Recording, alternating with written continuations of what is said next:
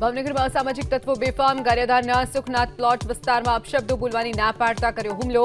Police આવારા તત્વોને અંકુશમાં નહીં લે તો ગુંડારાજ સ્થિતિ ઉદ્ભવશે તેવું સ્થાનિકોનું કહેવું। પાર તાપી નર્મદા રિવર લિંક પ્રોજેક્ટને લઈ ધરમપુર ખાતે મહારેલીનું આયોજન। સરકાર આદિવાસીઓને ગુમરાહ કરતી હોવાની વલસાડ જિલ્લા કોંગ્રેસ પ્રમુખ કિશન પટેલે કરી વાત।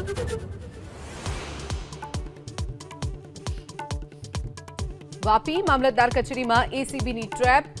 લાયસન્સી પિટિશનર પર 11,000ની લાંચ લેવાનો આરોપ। લાયસન્સીનો દાખલો કઢાવવા માટે માંગી હતી લાંચ। એસીબીએ આશિષ નરેન્દ્ર પટેલની કરી ધરપકડ।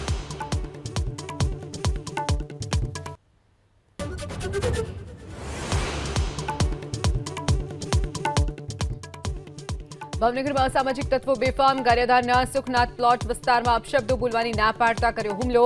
પોલીસ આવારા તત્વોને અંકુશમાં નહીં લે તો ગુંડારાજ સ્થિતિ ઉદ્ભવશે તેવું સ્થાનિકોનું કહેવું।